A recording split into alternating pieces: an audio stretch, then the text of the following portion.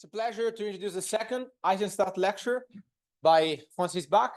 He gave his first lecture yesterday for a general math audience on optimization in machine learning, from convexity to non-convexity. Today will be the first of a series of two more kind of specialized talks for specialists. The first one will be on diffusion models. The second one will be tomorrow on scaling laws. So it's a great pleasure to have Francis Bach speak again for us. Take it away. Thanks, Simone, for the introduction. So yeah, today I'm going to talk about more specialized topics, but not on optimization. Okay, so some of it will be review, some of you will be tutorial, and some of you you will see also some connection with optimization because I'm going to do sampling. And there is like a lot of recent papers where they see sampling as optimization. And so you will see a bit of everything. So it won't last 1.5 hours for sure, probably much shorter. And so I'm going to talk mostly about like joint work with Saïd Saremi and Ji-Won Park, who are at Genentech. And the goal will be to introduce first the area of diffusion models you've probably heard of. And the goal will be to do it without diffusions. Okay, so I believe that this area is relying too much on complex mathematics, and you can simplify this quite a lot. And this will be my goal for today. So the goal will be to do some sampling with the iterative algorithms. So to set the stage, I'm going to consider probability distribution P of X, and you can think of S as being at high dimensions RD, when D being quite large. And P of X is given as through its negative log density f of x. All right, and the idea that you should have that f of x is P of x and f they live in high dimensions, and f is not convex. Okay, and so very much like in optimization, when you sample some data, if you assume the log density is log concave, things get easier, and we're not going to do that today. Also, if you where does f come from? And so typically f, if you do Bayesian inference, so f often comes from the prior, the log prior plus the log likelihood. Okay, and f is given to you as an energy. This is true in Bayesian statistics. This is true as well in physics. So here in all of this diffusion literature, f is not given to you through a formula. You know samples from P. Okay, and the idea, given some samples from P, you want to generate new samples from P. So some application, I will show like image generation, generate an image of a face. So this is like unconditional image generation, which for me, it's fair to say it's kind of useless. Okay, you have a bunch of images, you want to generate a new one. I don't exactly know what it is useful for, but it's really like maybe not useful, but at least funny.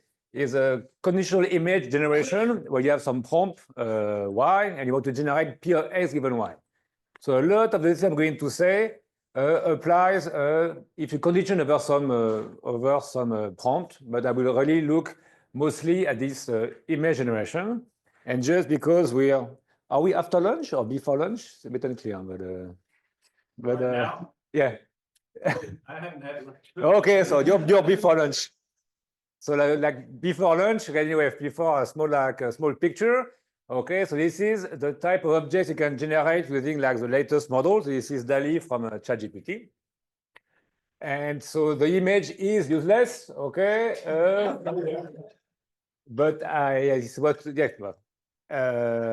think I want to highlight the fact that it's a high dimensional object. Okay, we are not sampling like vignettes or digits. Okay, we're sampling like full images. And this is where the difficulty comes from. So what is the difficulty is that what you want to sample from is not something which is unimodal, okay, with a big blob, and you want to generate from the blob. The difficulty is that it's highly multimodal, and the image you should have is that you have pockets of high density like spread over a big space with nothing in between those pockets. Okay, this is the worst case scenario for sampling. And any of the classical techniques you may think of will be hitting the curse of dimensionality being exponential in dimension.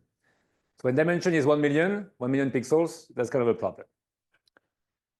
All right, so what we will rely on? We will rely on Langevin type algorithms, which are discretization of some diffusion model. So this is a continuous time view. I have a diffusion with some drift, minus gradient of f plus some Ronan motion.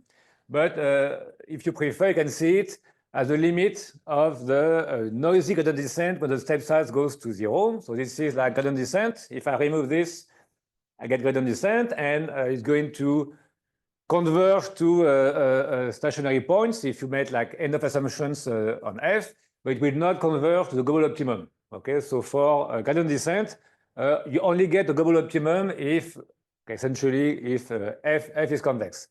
Now, if you add some noise, okay, and here, the key that the noise is large. Why is it large? Because when the step size is small, gamma, the magnitude of the loss is square root of gamma, and square root of gamma is big. Okay, so you add more noise than you have in HGD. Okay, so most people, like people that do HGD here, typically the noise is scaled by the step size. So the noise has variance gamma square, not variance gamma. Okay, so this is like much more noise than we have in HGD. And the consequence is that we are not going to converge to potentially a local minimum of f. We're going to always have noise, and you end up converging with to some object, so some probability distribution. And it turns out that if gamma is small enough, then you end up having this diffusion, and the global, the final distribution, the stationary one, is exactly the Gibbs distribution. Okay, so this is like a summary, like a big book on a stochastic differential equation. So in that setup, when you go you don't optimize, but you try to do sampling, you under very like weak conditions, this will converge to that. Okay, so this is stark contrast with optimization, where this is only going to be true that gradient descent converges to the global optimum only if you're convex. Okay, and so this is like, but as all like instances where it almost always works, it is almost always very slow. Okay, and there's a nice book by Bach and colleagues like showing that it's always converging, but it's going to be not exponential in dimension only on a few instances. And this is where convexity strikes back, where it's going to be efficient, okay, with official with bound, which are like upper bound, which are explicit, only if f is convex, okay, so log concave distribution, okay. And so there is a nice series of work started by Arnaud Dalalian, Anna Durmus and Eric Moulin, and Sino Chui here has a very nice book about it, and André Wizibono will probably talk about it later this week. Okay, so this is always kind of works very slow. If you want things which is like applicable to high dimensions, you need to make some convexity assumption. But clearly, a log concave distribution is not multimodal. Okay, so the question is, how do you go beyond log concave? Sorry, so the X that comes out of that is the sample that comes out of that? Yeah. You have to do some post-processing. No, that X is the sample. No, that X, so you iterate this, okay, and at the end, you get, when K is big enough and the step size gamma is small enough, you get one sample from that distribution, okay? And of course, clearly, if you want more samples and you want them to be independent, you have to do this, like to wait a bit, because they will be highly correlated. If you take xk and sk plus 1, they will both come from the same distribution, but they won't be independent. So you need like some time to wait if you want IID samples. But this is essentially what we're going to use. All right, so just like very big data. This is like a Gaussian in 2D, and this is the level sets. The level sets are like balls, and this is just in black the diffusion with a small step size, and you can see it does explore the mode. So here I took a very small step size, so it takes a while to explore the entire mode. But now if you take a mixture of two Gaussians, okay, and you make them like at the right distance, the diffusion will explore a mode, okay, and once in a while, so here twice in this simulation, we'll go from this mode to this mode and then comes back. Okay, so it is still converging, okay, in the sense that if you wait long enough, it will explore the two modes. But if you make those two Gaussians further apart, okay, then you're going to select a mode, explore the mode, and I was about to say never come back there. Yes, you will come back in a time which is exponential in that distance, okay? So you will ultimately come back, you will alternate between those two, but it will take too much time, okay? And the key problem, if you're not log concave, is that you're going to explore typically the mode where you start from, you will never explore everything. Okay, so the goal of today will be, how do I sample from this? Okay, so here clearly, if you know you have a mixture of Gaussians, you don't need to do that, okay? Just sample the mixture of Gaussians. It's just a way to illustrate the problem. All right, so I'm going to present this framework of diffusion models in 3 steps. Okay, so those are not my ideas, the first one. So this is mostly a review what has been happening. So there are like 3 main ideas behind those models. The first key idea from Série and Apo Ivarinen, like from 6 years ago, is that we're going to sample by adding some noise and denoising. Okay, this looks a bit kind of weird. Okay, we show how this works. And the idea is that if you add some noise, okay, you're going to smooth out the distribution and you're going to make sampling easier. Okay, and since something is easier, you sample in the noisy space, and then you have to go back to the non-noisy data. And the key here, this is where the second idea will come from, and this dates back from also Apo Ivarinen and Pascal Vincent, is now I need to denoise. Okay, so I have noisy data, but as you will see, the noise which is added is huge. Okay, so you get worthless samples. You need to go back to the non-noisy images. And for this is where your data come in. Okay, you're going to learn how to denoise. Okay, this is often called like often score matching, and we're going to frame this as a superpatterning problem. So this is where you're going to need your samples. And then the third idea, which I will present, is so this works only this like adding noise denoising in the simple setups. Okay, and what has been allowing people to go from digits to big images is to do progressive denoising. You add a lot of noise and you slowly decrease the noise. And then I will present 2 frameworks. The one that is a classical one by Song and Hermon, continuous time diffusions. And I will present then our joint work with Said Saremi and Jiwon Park, where we want to avoid continuous time. And then the idea will be, if you have something simpler, it may be easier to extend to other setups. All right, so let's look at the first idea by Saremi and Ivarinen. So the idea is to replace x. So x will always be the random vector which I want to sample from. And I'm going to add some Gaussian noise with the variance sigma square. Azotropic noise, I will come back to that later. And so here in my 2D example, I'm showing both the contours of the density plus the run of Langevin. So when sigma is 0, this is my original mixture of Gaussians. So this is Langevin is not mixing. If I add a bit of noise, okay, I make the Gaussians closer. I'm exploring, but not quite there yet. And as soon as sigma is big enough, I'm starting to explore. Okay, when sigma is even large enough, I become almost like log concave. So the level sets are convex. It's not quite there yet, but it's getting close. Okay, so the idea here, and this can be formalized. Okay, I will mention like bounds later in this talk. If you add enough noise, you can turn anything to something which is log concave. Okay, so probably if sigma is large enough, probably very large, you're going to get something which is easy to sample.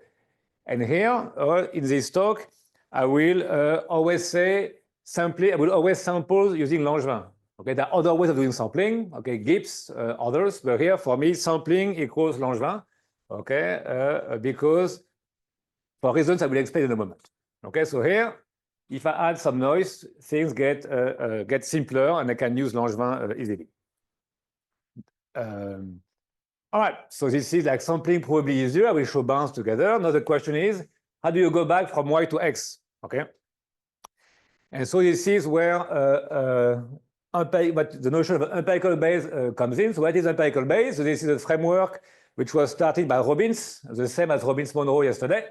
Okay, in the 50s. Okay, and the goal of empirical base, okay, is given exactly our framework. Given some data X, I'm adding some noise, some Gaussian noise, and the goal is to do denoising. Okay, so the denoising, what is the task of denoising is given Y, what is the X which has the smallest square loss with the true X. And for square loss, it is known that the optimal function is the conditional expectation of X given Y. And this is an optimal denoiser. Okay, and what you can show, and I will show the proof. I will not do the proof, but I will show. I will flash the proof. Is that this conditional expectation is first Y. Okay, it's natural. Y is X plus some Gaussian noise.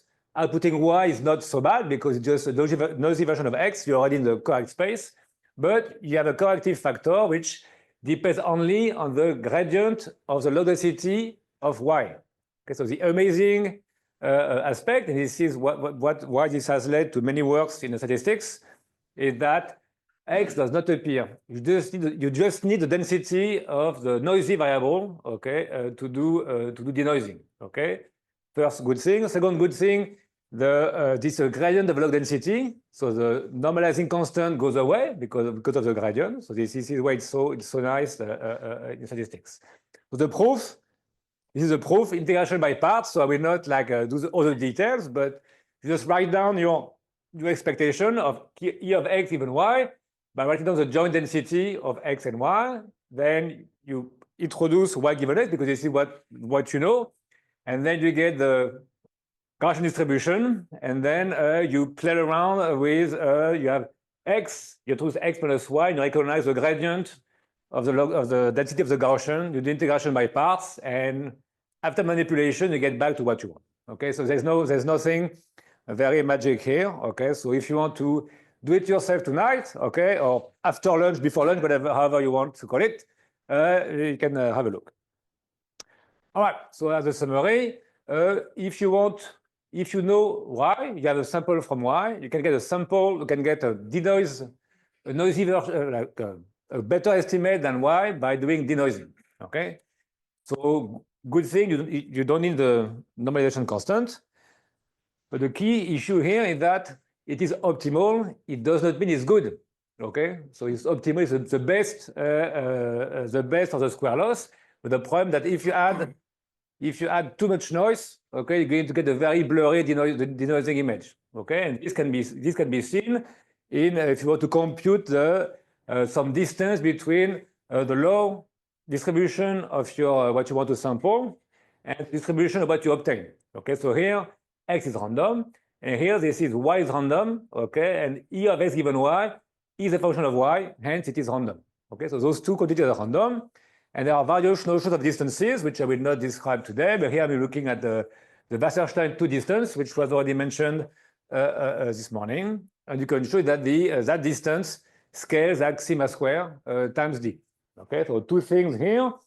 Sigma square, the more, if you have more noise, then you have a worse performance. And you have a scaling in D showing that this can be quite bad. Okay, so here, this is an upper bound. And for the expert in the room, so here it is really a very weak bound. Why? Because it is just the distance between the low of X and the low of Y. Okay, so here this is using Y as a denoiser. So it's not using the corrective term, okay? And this is how you get the upper bound. So it's almost tight in the sense that if your prior on X is very diffuse, you won't do much better. But if the prior on X you have very, what I call a strong prior, let's say a mixture of two Gaussian which are very far apart, you can really improve over that sigma square. Okay, so those bounds are on the paper, but I will not describe them. This is just to highlight the fact that optimal may not mean very good. All right, so now, so this is the summary of the empirical Bayes framework. I observe Y, I want to go back to X, I apply a function of Y, okay, which is Y plus some corrective term. And that corrective term, the gradient of log Q, is often called the score function. Okay, so be careful. Often the score function is something different. It's often gradient with respect to parameters of the density, of the log density, and not over the inputs. Okay, so this is throughout the talk. Core functions mean gradient of the log density. All right, so now how do you get it? Okay, how do you get it? Okay, so you get it by using data. Okay, so I'm going to use some ID data from P. Okay, so this is what I assume to know. And the idea is that since the denoiser is a function of the score, you can get the score by trying to learn how to denoise. And you do this by creating some noisy samples by adding Gaussian noise. This you know how to do. You parameterize your score function as a function of y with some parameters. So here, the deviation from classical machine learning is that your output is in RD. You need to learn the mapping from RD to RD. Okay, so it's more complex than the mapping from RD to R, which you would do if you were doing like a binary classification. And then so you have this is your input data. This is what you want to predict. This is the form of your denoiser. So you form a square loss. You average over the data, the distance between what you want to predict. Now it's x. Okay, it's a reverse.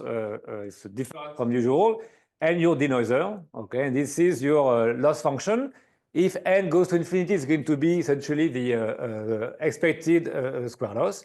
And now you minimize. Okay, now you're back to classical like deep learning, where you need to minimize over some parameters some well-defined loss function. This is here where most of the magic comes in. Okay, so if you work on images, you're going to have to use like functions which are based on which are good for images. Okay, UNet, because I think UNet is one of the leaders.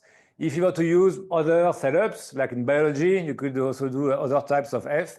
So all of the like engineering and knowledge about the problem comes into parameterizing that score and learning it. So I won't talk about it, but this is really key. If you have a bad score, you're not going to have any good denoising.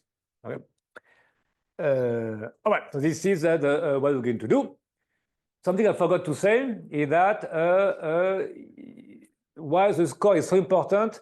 It is important because you're going to need it twice. Okay, we're going to need it once to do denoising. Once I have y to go back to x, I need to apply that function. But you also need it to do sampling. Okay, why do I need it to do sampling? Is because I'm going to use Langevin. Okay, so I'm going to Langevin on Q. So I need a lot of Q to run Langevin. Okay, so here, the kind of magic in that framework is that what you need to do denoising and sampling is the same quantity, which is the score function, and we learn it from data. All right, so this is leading to what is called the work jump algorithm. Okay, so the algorithm has 3 steps. So first, you learn the score at a single scale. Okay, so you parameterize your denoiser, you take your data, add noise, and then try to learn to remove the noise. And then, so you have 2 steps. Then you have to sample in the white space. So you walk in the noisy space, and then you denoise, okay, to go back to the original space. So a big problem or a big issue is the trade-off is the choice of sigma. That will present like examples in a moment, but you should already try to think about the impact of having sigma too large or sigma too small. So if sigma is too large, okay, as I was showing like earlier, you make the problem easier to sample. Because sigma large is good for sampling, but sigma large may be bad for denoising, okay? Whereas if sigma is too small, you're going to be good at denoising, but bad at sampling because you're going to remain like not log concave. So let's see how this works on the digits. Okay, so this is those are true noisy data. So this is I'm taking the digit. So this is like a digit. It's almost binary image in I don't know 20 by 20, and we're adding a Gaussian noise of variance 1. Okay, as you can see, the digits are almost lost. Okay, so here in the space of noisy digits, you don't see much. Okay, so we add a lot of noise. Okay, and you move in that space. Okay, and what I'm showing here is the Markov chain, which is used by Langevin. Okay, of course, I'm not showing it in the noisy space because that would be like a bunch of almost white noise. I'm showing it after denoising. So what you can see is that this is a full Markov chain without any subsampling. Okay, so for the expert in the room, the step size which is used here is 1 over sigma. This is one of nice aspects of that problem. Since we know the data y is true up to sigma, okay, it's useless to get a smaller step size than sigma. Okay, this is what Série and Denoising use. So this is with a given like simple step size. This is a Markov chain. As you can see, it goes from 6, 5, 1, 2. It explores all digits. Okay, so it is an indication that it does mix quite rapidly. So if you imagine that you have pockets of digits around all the ones, then the zero, then the nice, and so on, then you mix if you explore all of the classes like rapidly. And you see what you observe is that you jump quite quickly from one digit to the other. So this is I would call like reasonably fast mixing. But you see some artifacts. Okay, so some Denoising digits are pretty good, and some are a bit like not very good. So now the idea is, can you lower sigma, okay, to get better looking digits? And you see what they did. So you take just like a tiny, like smaller sigma, just a factor of 2, and you obtain like much better digits, okay, at the expense of much slower mixing. So here, if the same length of the Markov chain, then you only explore like 2 digits, like 5 and 8. Okay, so this is the classical trade-off. If I wanted to have even better looking digits, I would need to have sigma even smaller, but I will mix even slower. Okay, so this is for digits. Yep. Is this so to sample y, you need q sigma, right? And you learn the score function from data, and that's enough to actually get q sigma itself. No, but this is where we use this. Okay, our goal is to learn from, let's say this is q sigma. You need like the gradient of which is the score function. Okay, so this is why I'm restricting myself to techniques that only use the score function, because I only observe the score function. I don't know q. I know the gradient of q. I know the gradient of q. One funny thing for the learners in the room is the fact that, so when people parameterize the score function, they could parameterize q, okay, and then learn a function from RD to R that looks much easier, but it's harder to learn, okay, for reasons that I don't understand yet.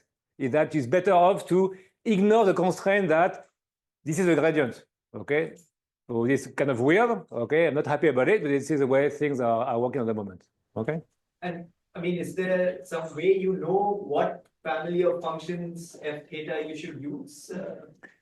I think this is where the deep learning magic / like black magic enters. No, I think it's mostly trial and error, okay? So you have like thousands of people working on different architectures, and one pops out as being leader, and we use that one. Okay. No further question? Yep.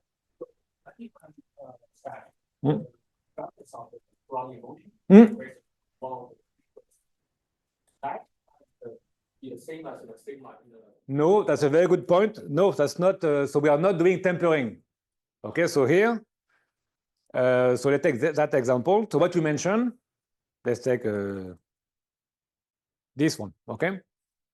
So if this is the density, if you change the temperature, you will take the Gibbs distribution with exponential of -f over temperature. So you will smooth out things, but in a different way. Okay. So for that mixture case, it will not be. No, you will still, the level set will be the same. So here, if you do like tempering, level set do not move.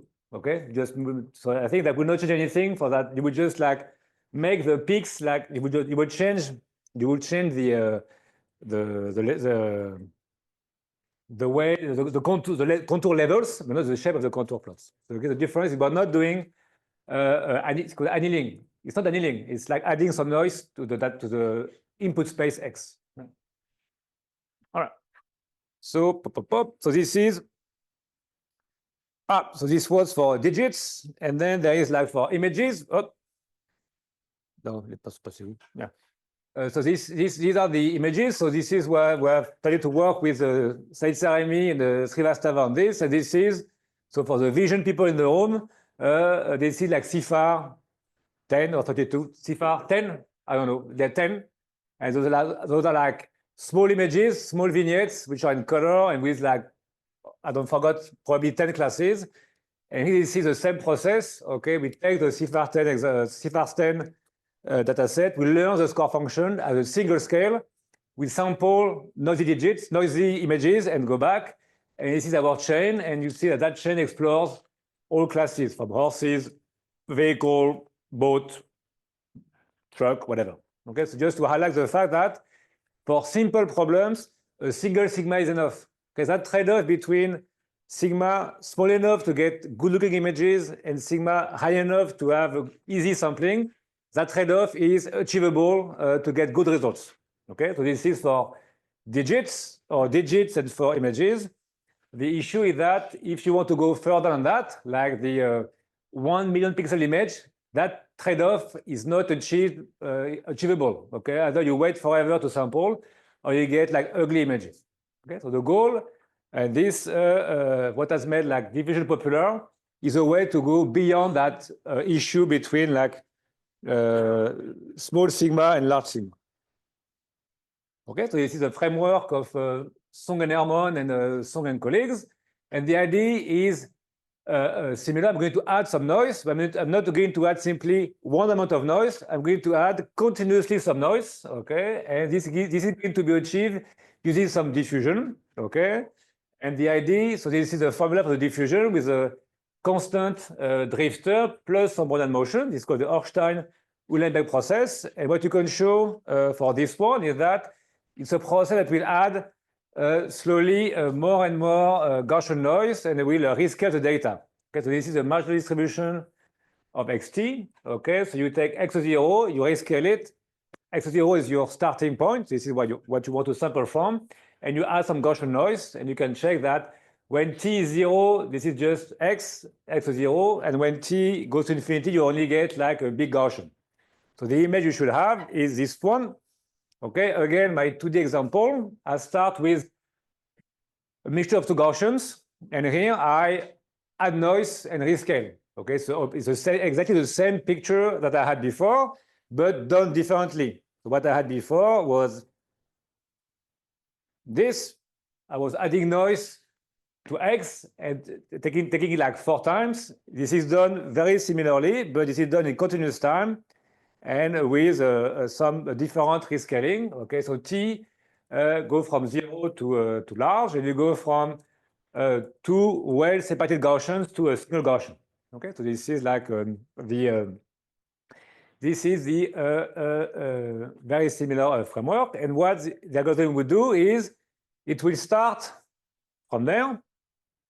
It's easy to sample Gaussian, and it will go back. Okay, it will go back.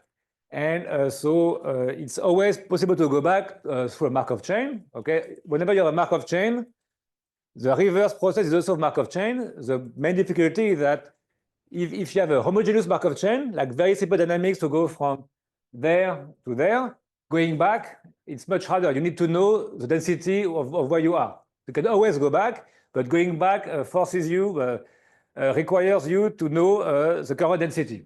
Okay, this is what diffusions are doing. So let's look at the math. So this is like my process. So what they do, they start from t being quite large. Okay, so we know that because of this simple formula, you look Gaussian if t is large enough, and then you go backwards.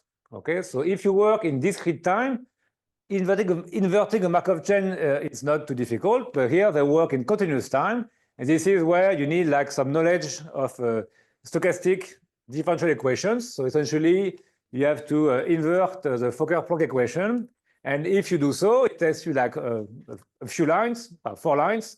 Then you can show that the reverse process, so yt is just x reversed starting from capital T.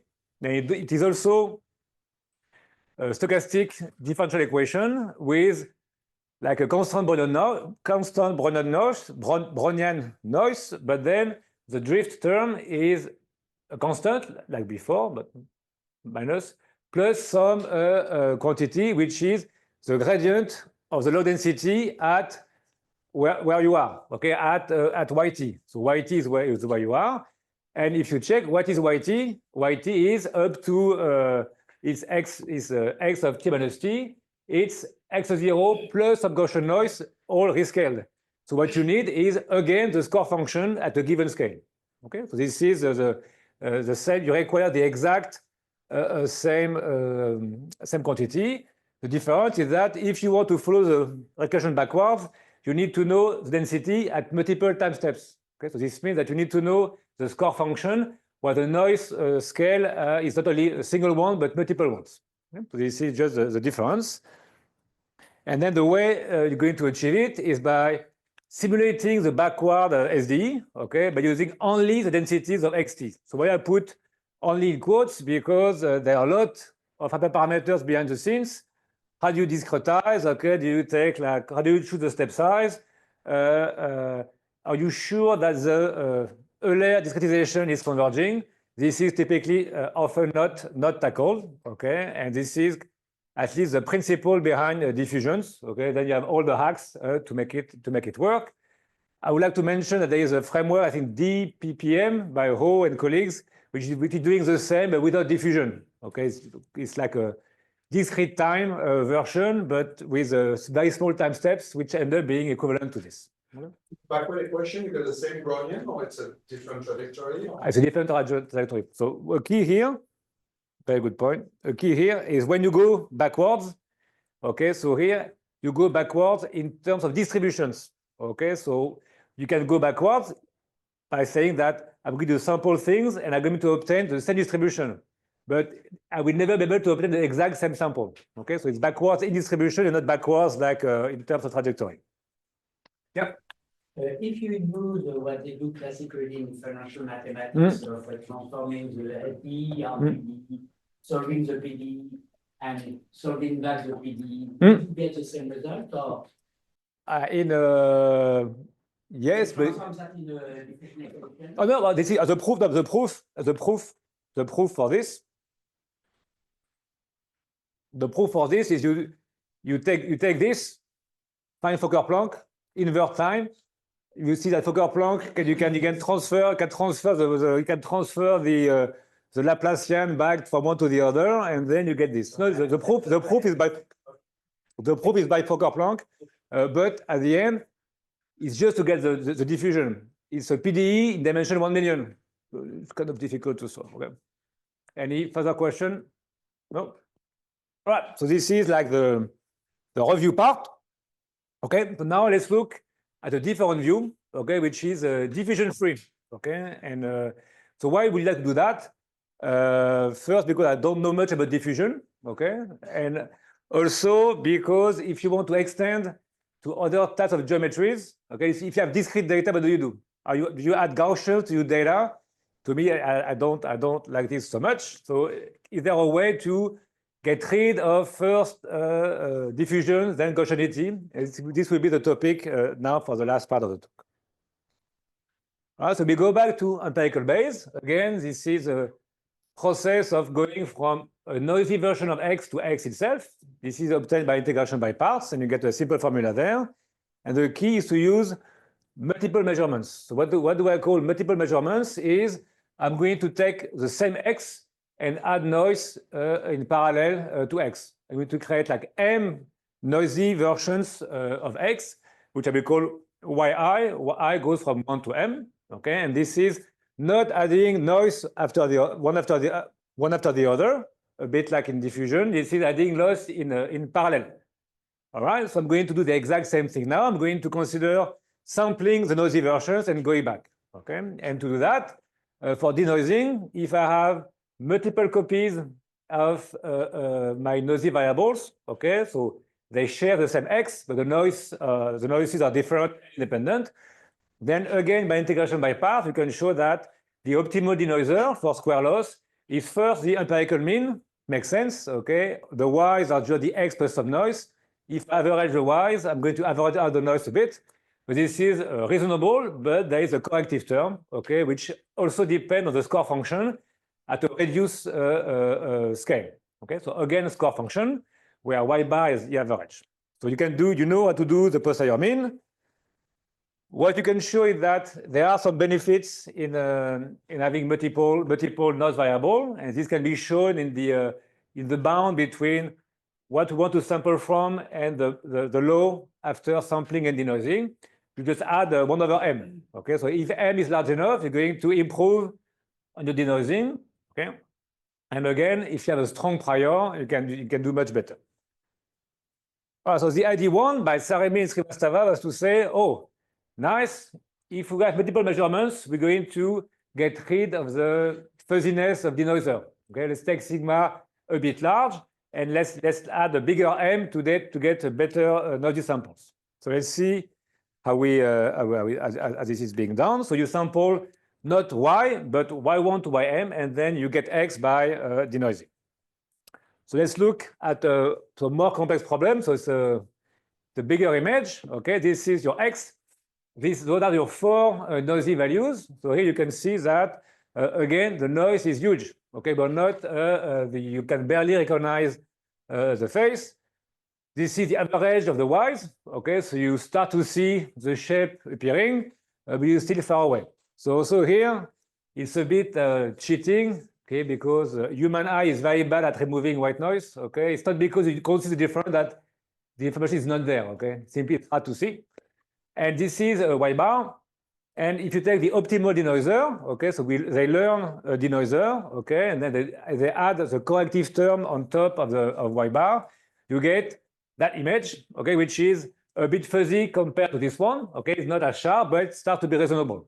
Okay, so unfortunately, I don't have the denoised image with only one y, but it's significantly worse.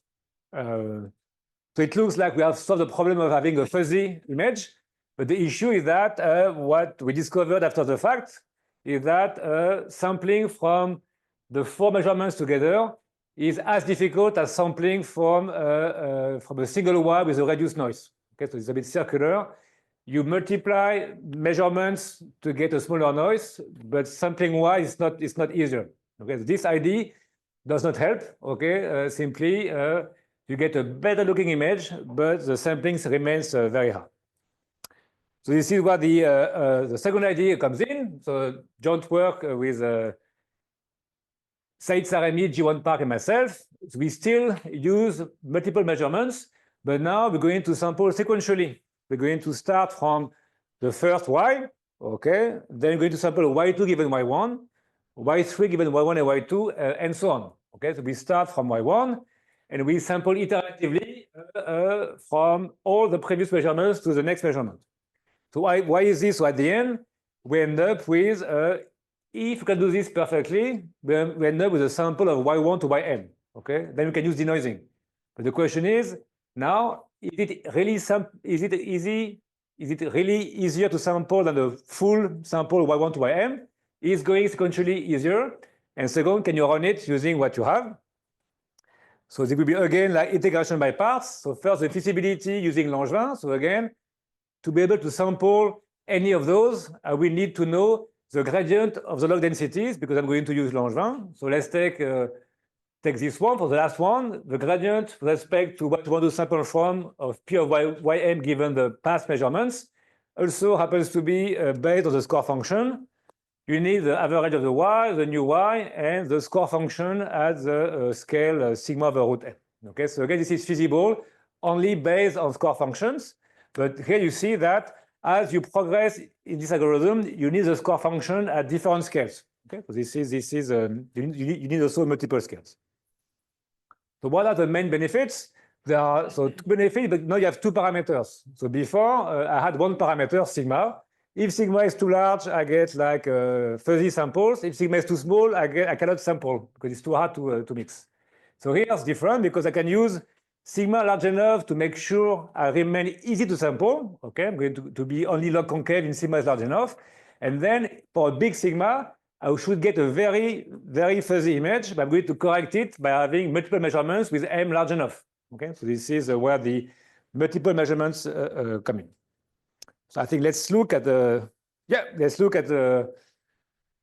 image. So this is again my 2 Gaussians. So it's a minus log p. Okay, and this is after adding the noise. So here, as you can see, I've added a lot of noise to make the density log concave. So this has convex level sets, and here I'm showing Langevin on X getting stuck and here Langevin on Y getting like exploring the mode. Okay, so this is the goal will be always to sample in that space, okay, and then go back to that to the space of the left. So now I'm going to show when I'm increasing M.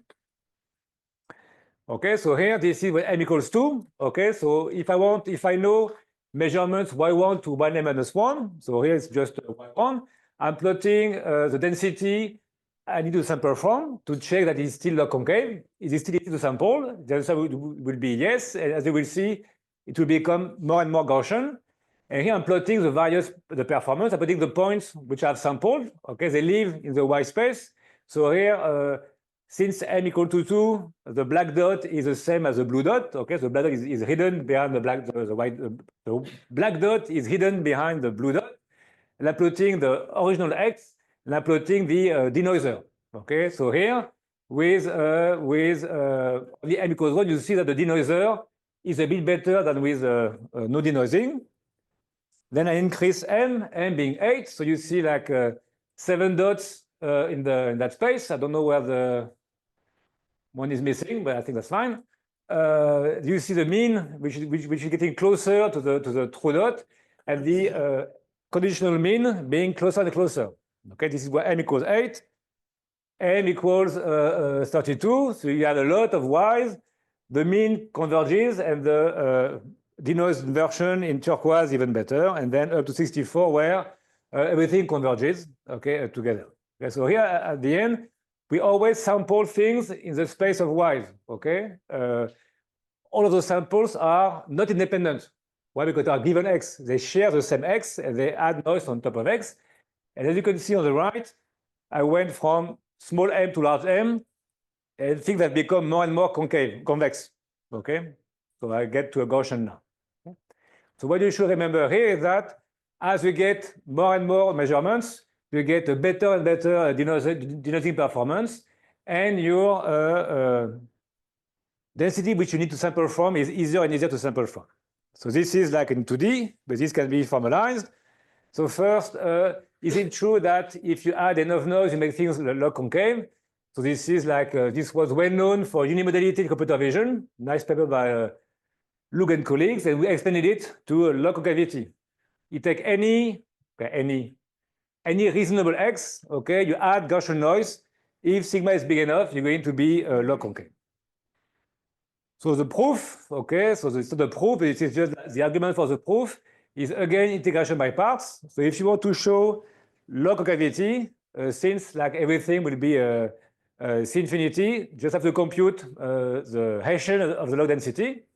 And again, you can compute it using integration by parts, and you replace the conditional expectation by the conditional covariance matrix. So this is your formula. And you get a negative term, okay, which you want. You want log concavity, so you want this to be negative. And you get identity minus the conditional covariance over sigma squared. Okay, so this, if you assume X is somewhat bounded, if sigma is large enough, this will be vanishing compared to the identity matrix, and you get log concavity. So of course, this is just like not a formal proof, but we have a proof in the paper. And if you want like a quantitative argument, if X come from a Gaussian mixture, okay, then just need sigma squared to be bigger than the diameter of the means. Okay, so you're going to smooth a lot, okay, but it's not infinite. What if you have multiple measurements? Okay, so you can, this was one measurement. If you have multiple ones, so here you can also compute the Hessian of the log density. Okay, Hessian here with respect to just what you want to sample from. And again, you get like integration by parts. I will not give you the details, but you replace conditioning with respect to a single Y, but with respect to all of the Ys. Okay, so this should be, this is good because when I condition over more things, I get a smaller covariance. Okay, so this is true on average. Okay, so conditioning reduces uncertainty. So what you should expect is that this should get more and more log concave as I go along, as I was showing in my picture. Okay, it's not formally true. It's only true on average, and we have precise statement in the paper, essentially showing that in all situations where this is probably log concave, this is as well log concave. Okay, so this is what we have. Yeah. I think there is no difference between, in terms of performance, it will be the same. Sampling all the wires together or sampling them sequentially will be exactly the same for denoising. Simply, to sample all the wires together is difficult. So going sequentially, and this is the goal of this slide, going sequentially, you can show that every time you have to sample from a log concave distribution. So every time Langevin will take a small amount of time. It's really a matter of striking the good balance in terms of computation time. All right, so this is the framework. Okay, so now we have only log concave distribution. So there is simulations like in a small mixture of Gaussians. I won't give details. It behaves as expected. Okay, and I just want to highlight the fact that evaluation is a problem. Okay, so here I'm sampling from something which I know, a mixture of Gaussians, so I can compare my samples to the true mixture of Gaussians. But for images, it's a big open problem how you evaluate your samples. Okay, so I'm not going to talk about it so much, but keep this in mind that it's hard to do sampling. Before I move on to discrete data, are there any questions? Is there any other advantage, like of doing this procedure in comparison to mixture of Gaussians? Like, is there something more we gain from sampling using this procedure? That's a very good point. So I think the key question is why should you do this compared to diffusions? Okay. In fact, my answer on this has been evolving from much better to the same to much better. At the moment, I'm more into much better. Okay. Why is that? So one hidden thing when you do diffusion, okay, is when you do diffusion, okay, people say, oh, you have this reverse SDE, correct? Hence, you can do a layer discretization to get this. It's not as easy as that. Okay. So if you discretize the SDE for a very long time, it may not converge. Okay, so you have still to take care of the potential like divergence of the discretization first. And in fact, in our framework, all the sampling difficulty is explicit. We do Langevin. If log concave is going to work, if not, it's going to take forever. Okay, so in our framework, we can quantify everything. We still have to do it like really quantifying up to the end. And second, in our framework, we're not forced to use Langevin. Okay, so here, take Langevin here. If you take Langevin here, it does converge, and the convergence depends on the condition number of the problem, very much like convex optimization, but there are ways of accelerating it. Okay, it's called, I forgot how it is called, underdump Langevin. Okay, it looks a lot like a Nesterov acceleration, but for sampling. And here you can get benefits. Okay, whereas for discretizing the SD, it's a bit more complex. So I do believe, so I'm more on the sinusoid between like I like it, I don't like it. I'm quite high at the moment because I do believe that you can get some benefits, particularly if you use acceleration. It's a bit like Nesterov smoothing. If you do Nesterov smoothing, you take a non-smooth function, you smooth it. And then if you use GD, it's useless. If you use acceleration, it becomes interesting. And in a sense, what we're doing is a form of smoothing. Any further question? Yeah. For multiple measurements, Yeah. besides being a bit easier, like Yeah. for example in the second case, Yeah. did you also find that it gave more stability maybe to the diffusion process, or they are unrelated? I think they are a bit unrelated. I think my goal here would be next is the issue with those sampling techniques is how do you monitor convergence? With optimization, you plug the objective function, it goes down, you're happy. Here, it's very hard to do any form of diagnostics. And so here my hope is that by having a sequence of steps which are well known, sampling from log concave, my hope is to be able to get some diagnostics to monitor the learning process, but we're not there yet. But clearly it's a big issue. It is true in SGD, it's hard to monitor, but you take some validation sets, but for sampling, I don't know how to do it. All right. And so what do I prefer also that framework? First, because it is mine, and also because because you can extend it, okay? And so here, let's look like for the next like 10 minutes or so to the extension. Where is this? Oh, before I go on, I think there is a formal link between the two frameworks. In fact, this is a nice link made by Andrea Montanari. Is if you define a new process ZT, which is like X, what you want to sample from, you add Brownian noise, and you rescale. And then you can show a few things. Okay, so first, it's almost the same as doing the Horstman-Lembeck. It's just a rescaling of time and scale. Okay, it's the same process but done followed a bit differently. And there are a few facts. The first fact is if you divide ZT by T, you get X plus BT over T. So the marginal is X plus some Gaussian noise of variance 1 over T. So what you see is that when T is 0, ZT is 0, but when T is large, ZT over T does converge to X. So this is a good thing. It's like a reverse process from before. Second fact is that you can cast it as an SD as well, okay, if you want. And what you see appearing is the E of X given ZT, again, the score function. Okay, so it's very similar. And the third fact is known from empirical base, that quantity is just like the value plus the score function. And what Montanari has proposed is you sample ZT, okay, and for T being small up to T being large. And this is essentially the same as the reversing the time in the Horstman-Lembeck process. But the good thing here is that there's a strong link with what we did. Okay, the strong link is as follows. If you take that process and look at the increment, okay, with the step size delta, you get K delta minus K minus 1 delta. If you do that, the X stands alone, okay, by design, and you get the increment of some Brownian motion, okay? And now, if you know about Brownian motion, it has independent increments which are Gaussians, okay, with that variance.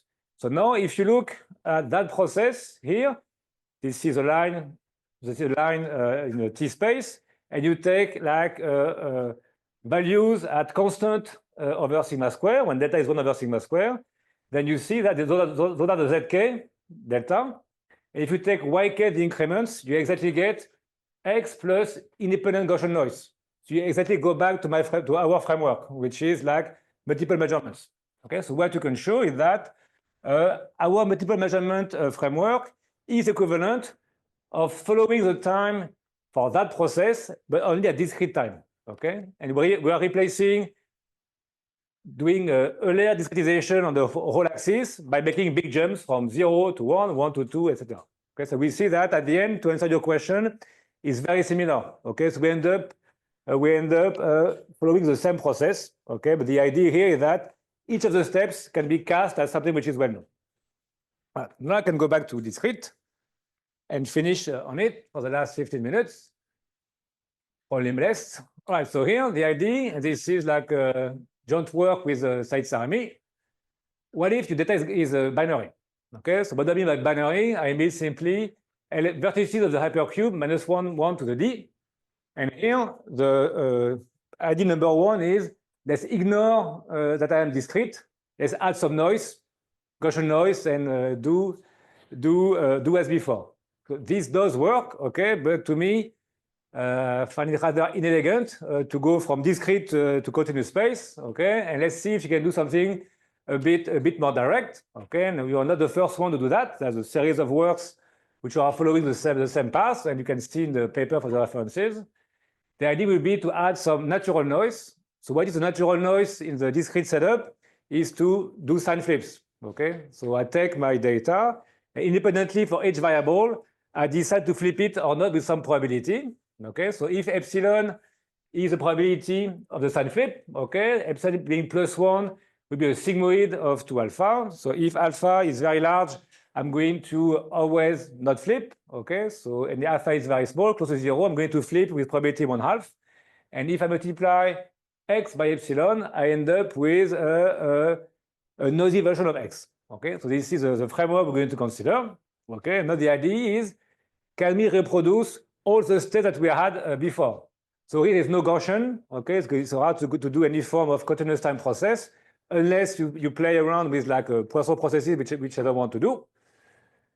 You can design you can find a probability mass function. Okay, it has a direct formula, which ends up being like an exponential tit of the density of X. You can do denoising, where you can show that the denoiser can be obtained by the conditional expectation plus the sign vector. This is not totally surprising. This requires to know the score function beyond the hypercube, which is possible to learn. We can extend to multiple measurements. We can learn the score function using the classical cross-entropy loss. But now the big issue is sampling, okay? Because before we were relying on Langevin. Langevin only works for continuous time. And now, if you have discrete data, what can you do? So here we leverage a recent paper by Zhang and colleagues, and we also provide extensions. So the idea will be, again, to sample from a probability mass function, Q of y. So here's the subtlety that we want to sample y in -1 to the d, like vertices of the hypercube, but Q is defined everywhere, and that Q has some gradient. Let's call the score Sy, and the score has some property. Okay, so here, why those properties? Because in the score, which is obtained from noising using like random sign flips, then you see what you obtain. Very much like in optimization, bounded gradient, bounded Hessian, okay, in the specific norm, but this is very similar. And the key is that, is it possible to reproduce Langevin on discrete data? And this is what Zhang and colleague has been doing, is you essentially do a Markov chain, okay, when you go from y to y prime, following some formulas, which I will not detail, but it's very similar to Langevin. This will be Langevin in a continuous time. You take, this is y here, you take y, you add the score function and add some Gaussian noise, okay? And it turns out that this is equivalent to this with the extra constraint of being in -1 to the d. We also extended like the two-step, the two-stage sampler, which is not for Langevin, to that setup, okay? Let me not give more details, but at the end, if you want to know more, there are explicit convergence results in the paper, okay? Only assuming things like that. Okay, so we extend what was known for Langevin to that setup, and you end up with a way to sample for discrete data like this. All right, let's show like the images, okay? So again, this is the chain of noisy digits, okay? So now it's binary, okay? So it's not anymore continuous. So it's like often called like salt and pepper noise. So you don't see much. And after denoising, you get something which is looking like digits. Again, very fast missing, okay? In a single chain, you explore essentially all digits. Oh, I thought I had more. No. All right, so to summarize, so I presented like the sampling by denoising framework with three main ideas. Really, the key one, which is not mine, is it's a new way to do like modeling. You model by adding noise, denoising. Okay, so this is the idea of Saremi and Everinen. And the key is that denoising is being done through machine learning. Okay, so I've hidden all the specifics of how you learn the score, but this can be learned. And then what has made the framework popular is the continuous time diffusion, where you progressively denoise from Gaussian back to your input data. And I presented like this multi-measurement idea with Said Saremi and G1 par. A few key open problems. Let's put some more math into it. Okay, so is it really possible to follow the SDE, okay, precisely? Okay, is it really possible to do the sequence of like strongly concave Langevin sampling with guarantees? So this is what we're doing at the moment. Of course, conditional sampling is really like what the key problems are. And in particular, for my colleagues, they work at Genentech and they want to sample proteins. Okay, so you can not only generate pretty images, you can generate proteins that can save lives. Okay, this is kind of cool. And finally, a problem which I have no clue how to do it is empirical evaluation. So this is really something which is really annoying. So most papers, what they will do, there is a so-called FID score, so a way to measure performance. So they measure performance, and then but what maximizes performance is not what looks better. Okay, so at the end, it's always in between like beauty of images, whatever that means, and performance measures. So this remains like a big open problem. Thank you for your attention, and don't forget to buy the book. Yeah. Great, thank you. We have plenty of time for more questions. If people want to ask more, I'll pass around the mic so people online can hear. Yeah. So there's new work from Yuxing Chen and company where they have like an accelerated version of diffusion that sort of tries to use higher order moments, higher order terms in this case. How does it compare to what you were doing? Because you said accelerating is easier here, while in diffusion, standard diffusion is hard, but it seems like it's possible, at least from what they're doing. They have theoretical guarantees as well. I don't know the paper you mentioned, but from my understanding, that there are experts in the room, so I will be very cautious. But at least for optimization, all of these high order things do not beat Nesterov unless you add more knowledge to it. Okay, like so if you just know gradient, you won't beat Nesterov. That you have lower bounds. Okay, if you just need gradients for sampling, I don't know, and I don't know exactly what are the lower bounds, but probably you will need more. You will need more access to F. If you only see F through gradients, I think just second order is already improving. Okay, there are bounds. You replace condition number by, let's say, square root, essentially. But going higher order, we require knowing the Hessian of F, which is not desirable in that setup. Okay. But this being said, if you can send me the reference, it's by Cheng and colleagues, or you'd think Chen? Okay, no, I don't. Question? Yeah, great. So a necessary condition for f of theta to be a gradient is that its Jacobian is symmetric, right? Yeah. So, I mean, you could imagine implementing a network that somehow encourages symmetry in the Jacobian. Has anybody tried that? Is there such a thing? I don't know, but I talked to Said because, of course, you have to be conservative as well. Symmetric conservative is almost like a sufficient condition. People have tried, but I think what's missing is a good architecture. I think people have designed good architecture for the gradient, but they have not come up with good architecture for the score for the people have come up with good architecture for this, not for this part. Okay. Unfortunately, I'm not the expert here. People have tried, but then people have to be very conservative. When you have something that works for images, then moving away from it will start to be performing worse before it performs better. And I think we are in a local minimum of doing this, okay, and for quite a while probably. So, like in general, like for GMMs, you would want to sample, and it may help in solving some stochastic optimization problems. Basically, you parameterize given the data point, you assume that, okay, you may assume that it's a Gaussian mixture model. Do you see some applications of these kind of approaches for solving certain stochastic optimization problems where you have limited data? Yeah, I think you start to see it in reinforcement learning.